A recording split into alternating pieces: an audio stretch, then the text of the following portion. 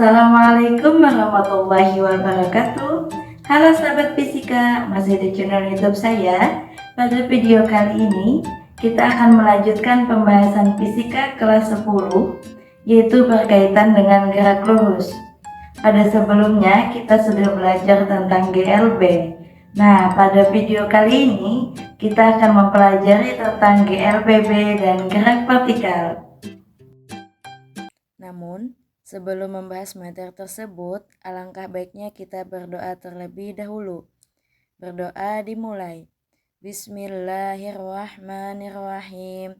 Raditu billahi robba wa bil islami dina wa bi Muhammadin nabiyya wa rasula. Rabbi zidni ilma warzuqni fahma waj'alni minas solihin birahmatika ya arhamar rahimin.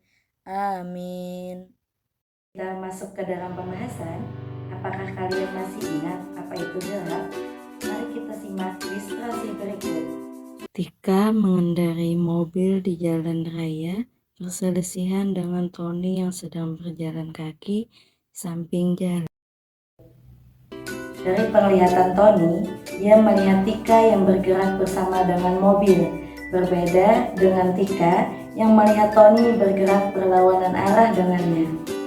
Dari peristiwa tersebut dapat kita simpulkan bahwa gerak bersifat relatif tergantung pengamat dan titik acuannya. Sebelum membahas lebih lanjut, alangkah baiknya Ibu akan membacakan tujuan pembelajaran kita pada materi ini. Yang pertama, siswa mampu menganalisis besaran-besaran fisis pada gerak lurus dengan percepatan konstan atau tetap. Yang kedua, siswa mampu menganalisis grafik besar kecepatan v terhadap waktu t dan besar perpindahan s terhadap t. Yang ketiga, siswa mampu menjelaskan karakteristik benda yang bergerak dengan arah vertikal. Sebelumnya, kita sudah membahas tentang gerak lurus beraturan, yang mana gerak lurus beraturan, gerak benda selalu berada pada lintasan yang lurus, kecepatan bendanya konstan atau tetap, dan percepatannya sama dengan 0. Coba kalian bayangkan, saat kalian membawa sepeda, kalian melihat seorang anak yang ingin menyeberang di hadapan kalian. Maka, secara spontan, kalian akan mengerem sepeda sampai berhenti tepat sebelum anak itu menyeberang. Apa yang terjadi saat kalian mengerem sepeda tersebut? Ya, sepeda melambat hingga benar-benar berhenti. Dari peristiwa ini, dapat kita ketahui bahwa gerak dapat diperlambat. Gerak lurus berubah beraturan adalah gerak suatu benda yang memiliki lintasan lurus dengan kecepatan berubah-ubah namun tetap beraturan. GLBB dipercepat dan juga diperlambat dengan persamaan sebagai berikut.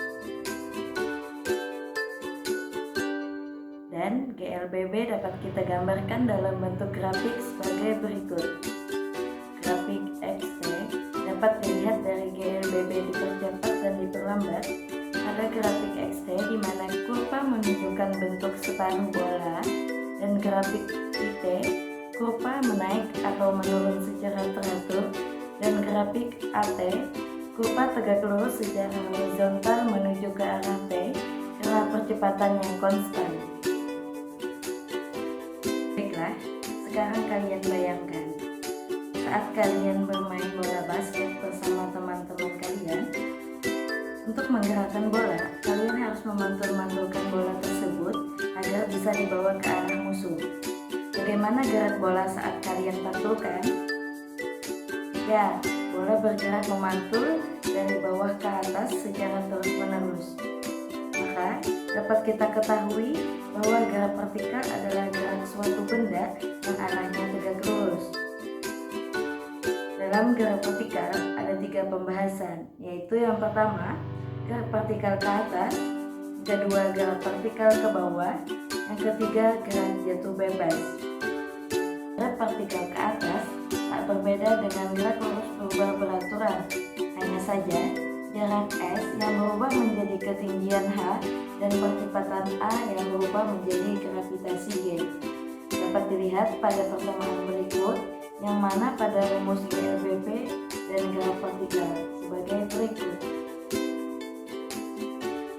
Yaitu pada gerak vertikal A sama dengan V0 dikali T ditambah 1/2 dikali G dikali T kuadrat. Vt sama dengan V0 ditambah G dikali T.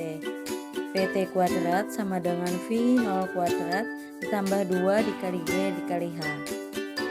Vertikal ke atas, gerak vertikal ke bawah juga bergerak secara vertikal seperti namanya.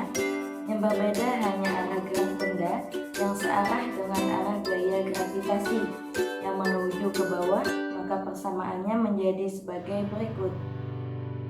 Vt sama dengan V0 ditambah G dikali T.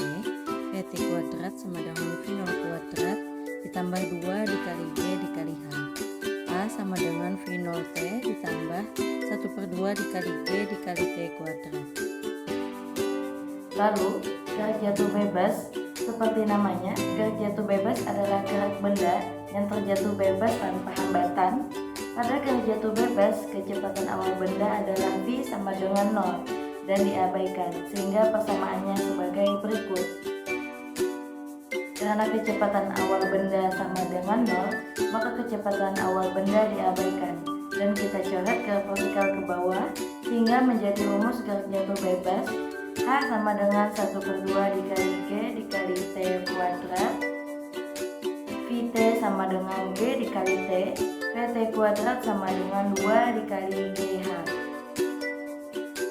Selanjutnya, contoh-contoh soal. Sebuah benda bergerak dengan percepatan 5 meter per sekon dari keadaan diam. Hitunglah jarak dan percepatan yang ditempuh benda setelah 10 detik bergerak. Diketahui, V0 sama dengan 0, T sama dengan 10 S, A sama dengan 5 M per S. Ditanya Vt. Jawab, Vt sama dengan V0 ditambah A dikali T, sama dengan 0 ditambah 5 M per S kuadrat dikali 10 S, sama dengan 50 meter per sekon. Dan untuk jarak yang ditempuh benda adalah S sama dengan V0 dikali T ditambah 1/2 dikali A dikali T kuadrat, sama dengan 0 dikali 10 sekon ditambah 1/2 5 meter per sekon dikali 10 S kuadrat, sama dengan 0 ditambah 1/2 5 M per sekon dikali 100 S sama dengan 250 meter. Jadi, jarak yang ditempuh benda tersebut adalah 200 meter dengan kecepatan 50 meter per sekon. Lalu, untuk contoh selanjutnya, sebuah batu dilemparkan ke dalam sumur dengan kecepatan awal 6 meter per sekon. Bila batu mencapai dasarnya setelah 3 detik, maka hitunglah kecepatan benda saat mengenai dasar sumur dan kedalaman sumur. Diketahui, V0 sama dengan 6 meter per sekon, T sama dengan 3 sekon, dan G 10 meter per sekon kuadrat. Ditanya Vt dan H. Jawab, untuk mencari kecepatan benda saat mengenai dasar sumur, kita menggunakan persamaan sebagai berikut. Vt sama dengan V0 ditambah G dikali T. Vt 6 ditambah 10 dikali 3.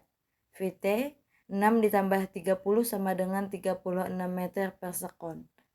Dan untuk mengukur kedalaman, kita menggunakan persamaan H sama dengan V0 dikali T ditambah 1/2 dikali G dikali T kuadrat. H sama dengan 6 dikali 3 ditambah 1/2 dikali 10 dikali 3 pangkat 2. H sama dengan 18 ditambah 45 sama dengan 63 meter. Jadi, batu mencapai dasar sumur sedalam 63 meter dengan kecepatan 36 meter per sekon. Selanjutnya, untuk memperdalam pemahaman, silakan kerjakan beberapa latihan soal pada berkot di bawah ini. Telah selesai pembelajaran kita hari ini. Semoga bermanfaat. Sampai jumpa di pembelajaran selanjutnya. Wassalamualaikum warahmatullahi wabarakatuh.